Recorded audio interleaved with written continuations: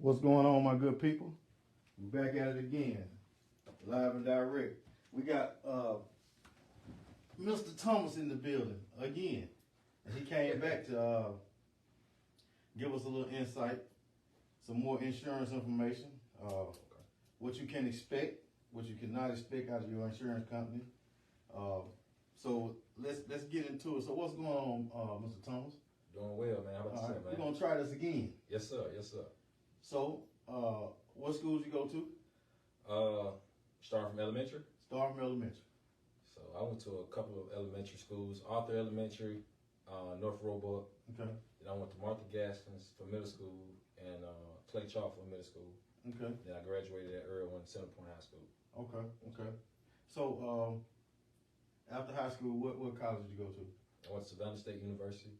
Oh, you did? Yes, Let's see, we didn't talk about that first. Yes, sir. Okay. Savannah. Went to Savannah State. I heard it's nice in Savannah. Man, lovely, lovely. Yeah. But I only did 1 year at Savannah State. I didn't, I had my son. Okay. Really like my first year at Savannah State, so I came back home and I went to UAB. Okay. Right. Okay. So how was it at UAB? Because UAB own everything right here. So how was it? Most definitely. See, when I was at UAB, I was pretty much in everything. I was pretty much, because I was still working because I had my son, so okay. I pretty much was going to school, go back to work. That's pretty much how my younger years were at 20. So just working and going to school, trying to get education, things like that. So okay. But that was cool. So after Savannah State, after UAB, then what was your decision then? Man, my decision then, 20 years, my years by 20 was kind of crazy. It was literally like life hit me. Right, and if you don't have a plan ahead for you, it's pretty much majority of the time working two jobs, so constantly, mornings and nights, just working. That's pretty much my younger years. Wasn't really spending a lot of time with my son at the time, and then of course, after that time, then I got into the insurance business, and the reason why I got into the insurance business because again, it pretty much gave me a lot more freedom. Again with my son, then I had a daughter as well, so it allowed me to spend more time with my family and also. Brought the income in that I was looking for as well. So, what insurance company did you work for? So I started off at Globe Life Liberty National. Okay. And it was crazy because when you get in the insurance business, it's not something that you growing up say I want to be an insurance agent, things like that. It kind of somehow just fall in your lap. So I was a supervisor at UPS. And, the money was good, but the timing, again, I was working in the evenings, things like that. So I was pretty much missing that time at home. And so I was looking for another job, and it was a Indeed posting. Didn't know it was insurance. They was like, hey, we got a leadership role available for you. And I came in for the interview. So, like, my first week, do the interview process, training, like, it was like the second day of training when I realized I'm really going to be selling insurance. They didn't structure it that way, and there's a reason why, because if somebody told me I was doing life insurance when I first went into that business, I would have told them no. But they do this whole full presentation showing you like testimonies, different agents. They come up on Mondays and they pretty much post like this television right here. It's like a display of their checks of what they've done in a week. And that's pretty much how they draw you in, because when they give you all the information, it don't seem believable until you start seeing those checks come up on the screen, and then that's when you like, okay, if they can do it, then I can do it, right? And it was like, when they first showed me those checks, I was like, there's no way, because I was talking to my wife about it. She's like, nah, don't do it. And she was like, that's a whole little act. She's like, nah, don't believe that. Them ain't no real checks. And then, because what made me stick with it, because I had a girl, I can't even think of her name right now, but she started with me. And 2 weeks in, she had a $6,000 check. Her check showed up on the screen. Yeah. 2 weeks like, So I was like, okay, well, she started with me, you know what I'm saying? So I seen her $6,000 check, and I was like, oh yeah, I'm here to stay. So, and then that's not, it finally kind of registered in my mind that, yeah, this is real. So how long after did you start your company? So I started my company in July of last year. All right. What made you start that? So, again, doing my own due diligence and research and things like that, seeing that what else is out there other than Globe Life, because at Globe Life, you hear something that's it's two different type of agents. You got one that's captive, and you got one that's independent. So at Globe Life, I was captive. I was only able to offer Globe Life products, right? So that's captive. That's captive, right? Okay. So then I didn't own my own book of business. So I sold over 1,000 policies at Globe Life, but when I started my own agency, I had to leave it with that company, right? So then when I I started my own agency, you know, I was able to own my own book of business, things like that. So when you left, you couldn't call and say, hey, No. because that's a conflict of interest. What's Right. the other word I'm looking Right. for? It's pretty much that, conflict of interest, right? So I couldn't offer them another policy if they had Globe Life policy. Yeah. That's right. So that's.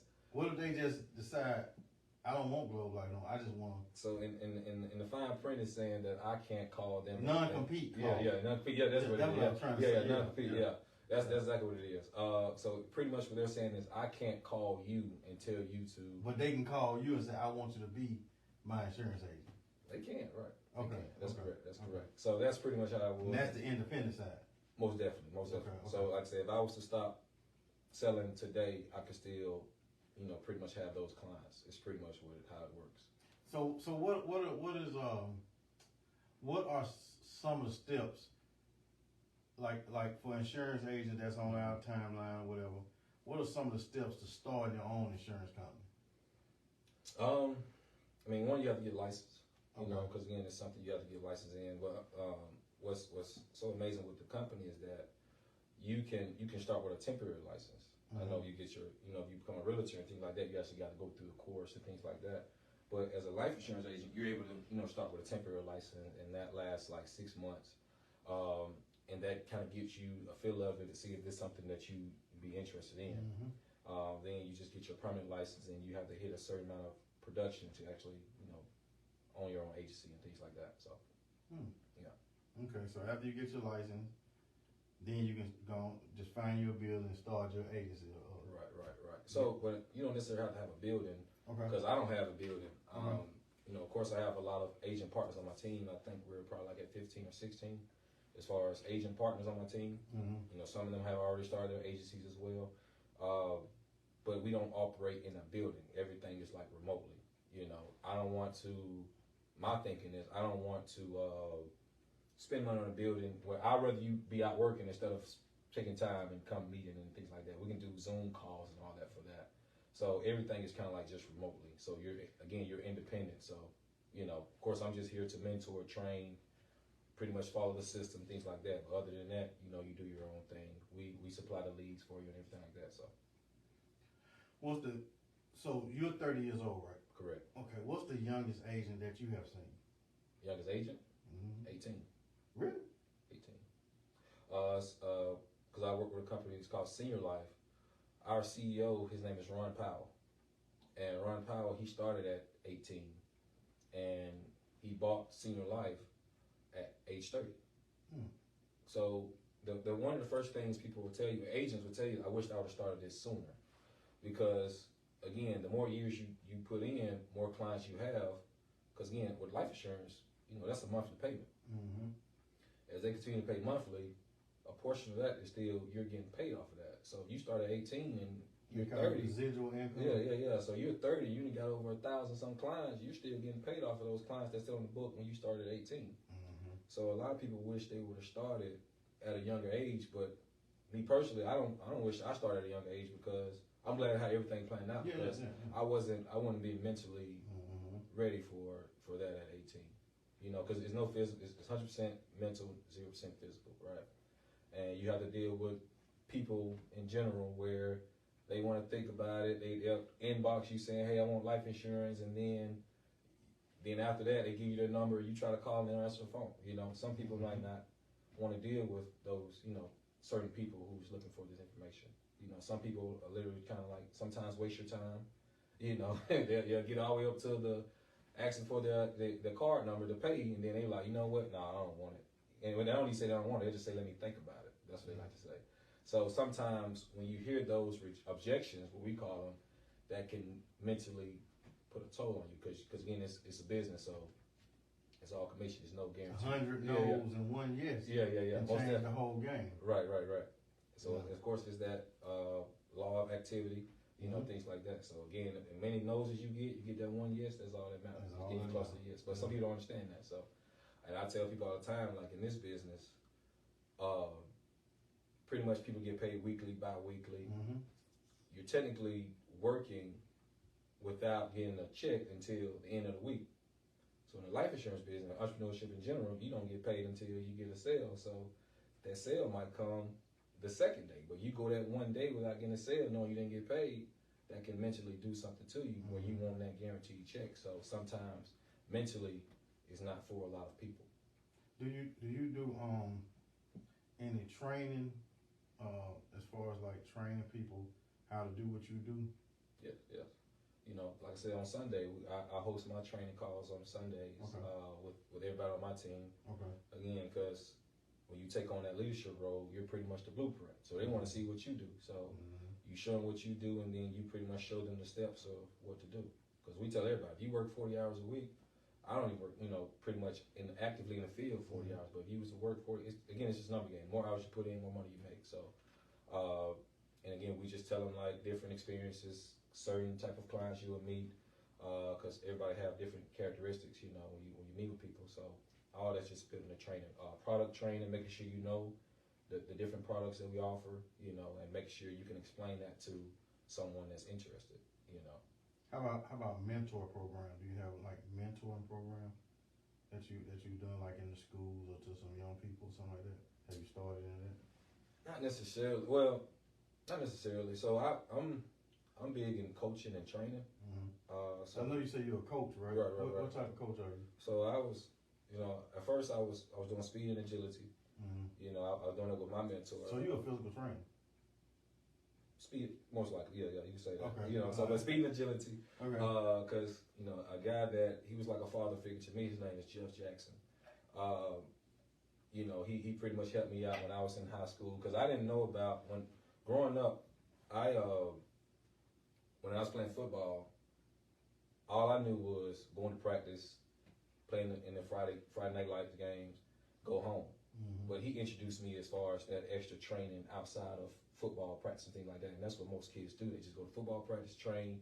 They got the off season, then they wait till next summer to start back training again. But he told me as far as to keep working, you know, getting faster, getting stronger, lifting weights, things like that during the off season and during season of football practice. So I started doing that as well, you know, with him.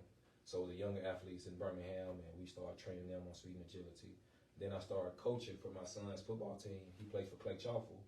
So I started coaching it there, and then I was actually the head coach on his basketball team at Cornerstone, you know.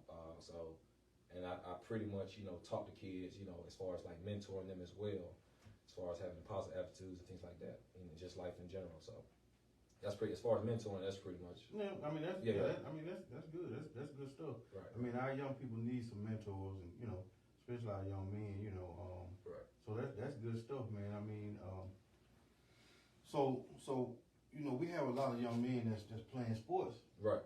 But they don't know the fundamentals of the game. Not at all. You get what I'm saying? So when you go to other schools, that's why they kind of beating us. You know, we you know how we, especially in the metro, it's just straight skill. What they say, you see that boy right there? Yeah. Wherever he go, you go. Yeah. It's no fundamentals. Let me tell you how to, you know. Right.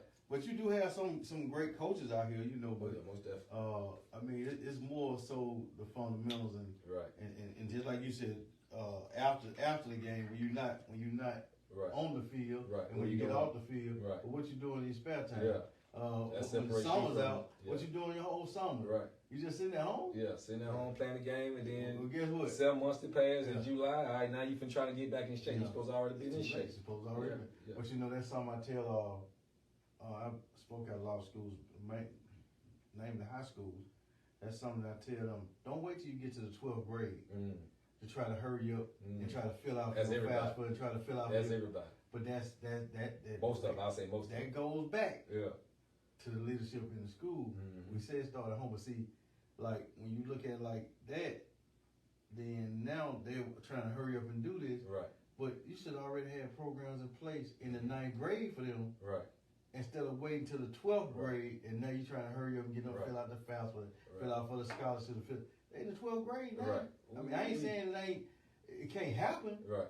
But if mama ain't got no money, grandmama ain't got no money, then it's almost too late. You trying to hurry up? Well, I want to try to go. I don't fill out this paperwork. You should have been doing this in the 9th. Right. But nobody told you. Nobody helped you. And nobody came and got you out the class. Yeah. Not to throw shade, but I'm saying nobody came and got you out the class. And like, so now I talk to a lot of young men. Right. I have talked to a lot of older people this question. Yeah. Did your counselor ever come get you out your class?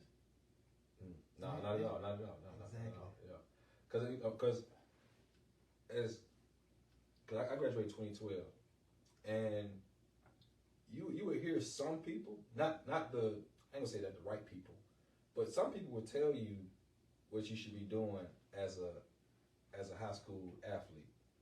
Yeah. But as a kid, sometimes that go in one ear and not the other. You thinking you already if great. I bring you in my office and I tell you, hey, these the credits that you need. Right. You need to strengthen on this. You need to change this class, get out of this class, and do this. Right. That's different. Right. That's different. Yeah.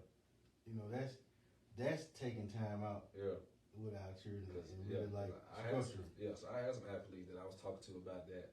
You know, they were like, okay, sometimes they feel like things will be just handed to them.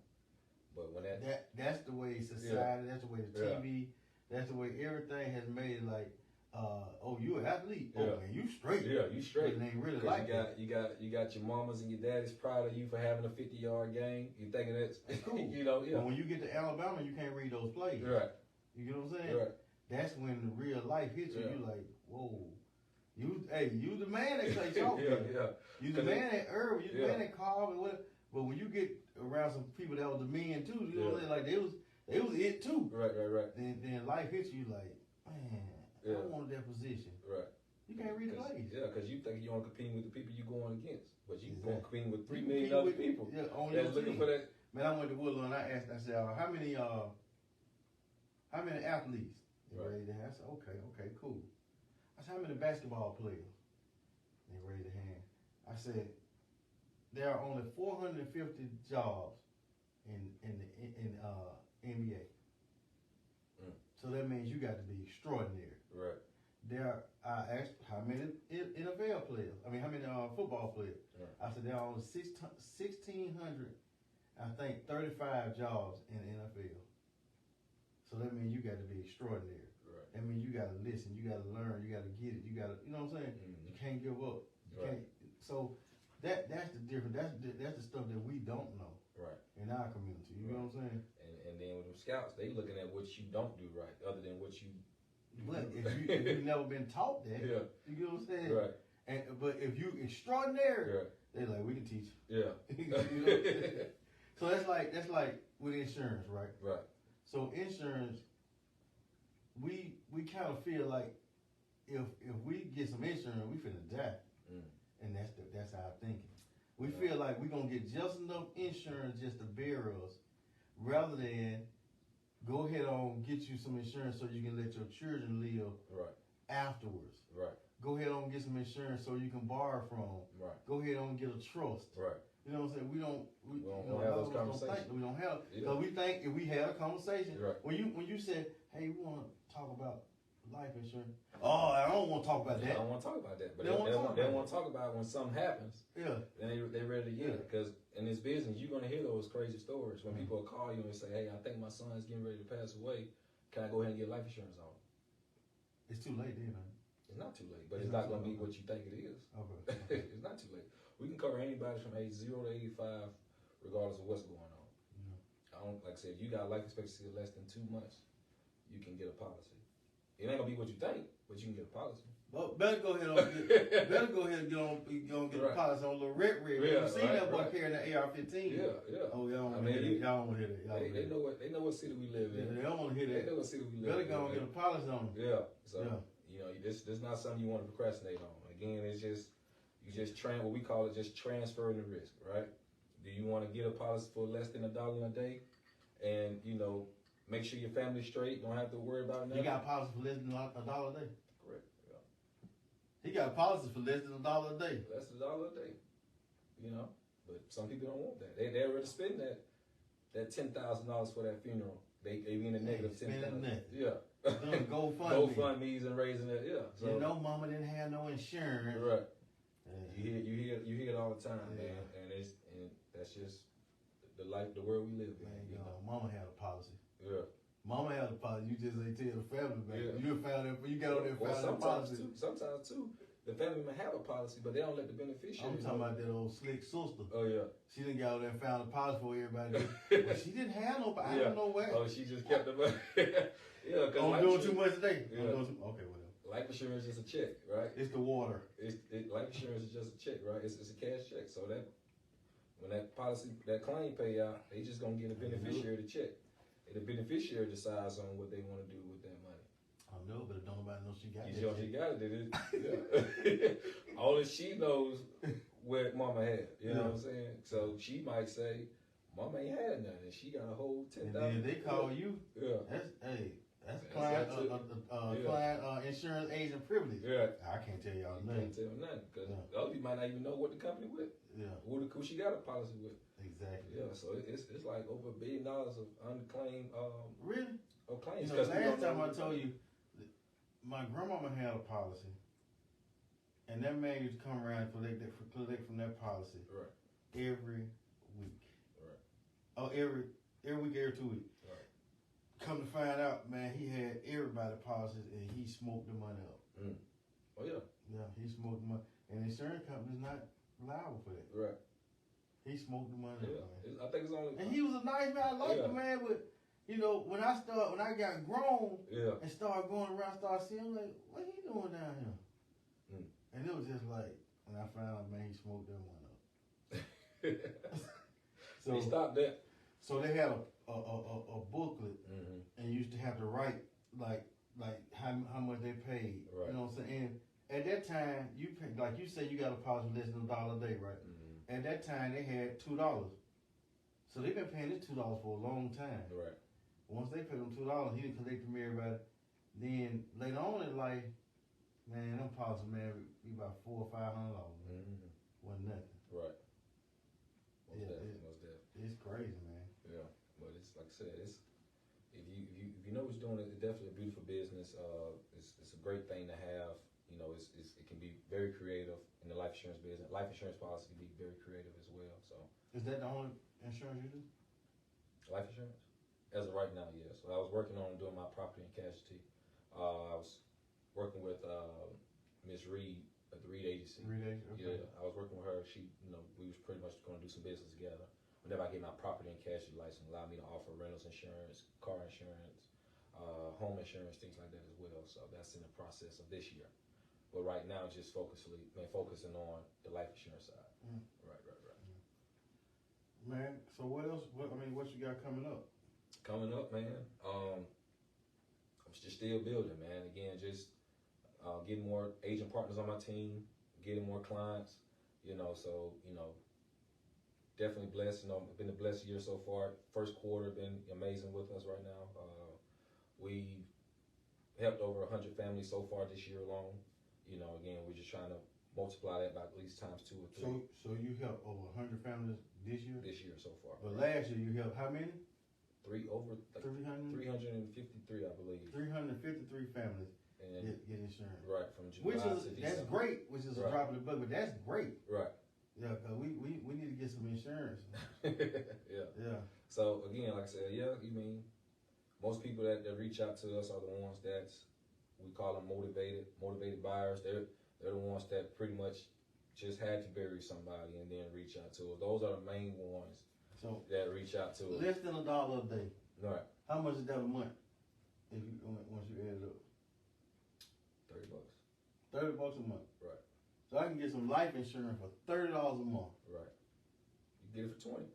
I get it for $20. Yeah. Depending on how much coverage you want. Right. Yeah. Right.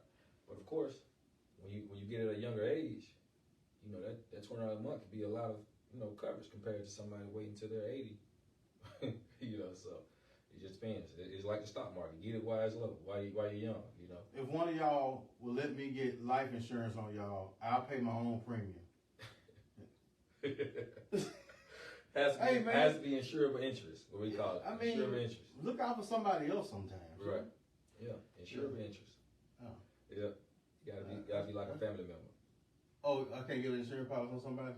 No, unless it's like a key employee is what they call it. A key employee is like. So if somebody said I want him to get some insurance on me, right? They can't do that. Has to be insurable interest. Why? So if you would say, hey, I got a friend, Why would you want to get a policy on? Cause my friend want to look out for me, and I want to look out for my friend. That's what people supposed to. We supposed to listen. We supposed to want each other to grow in life. Yeah, I don't make the rule. It's the company. You know, they just say assure of interest. Like a husband want to insure his wife. A husband want to insure his daughter, his son. You know, aunt, uncle, got to be like a family member or like a key employee. So it's like a business partner.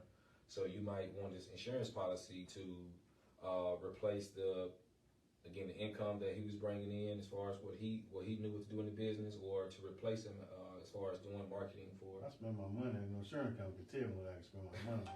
Right. Yeah.